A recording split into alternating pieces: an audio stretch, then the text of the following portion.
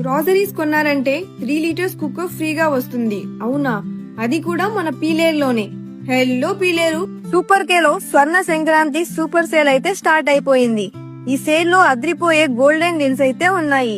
ఆ డీల్స్ అయితే కేజీ బెల్లం జస్ట్ 59 రూపీస్ మాత్రమే. ఆంబినో సేమియా and 1 KG sugar just 99 rupees మాత్రమే.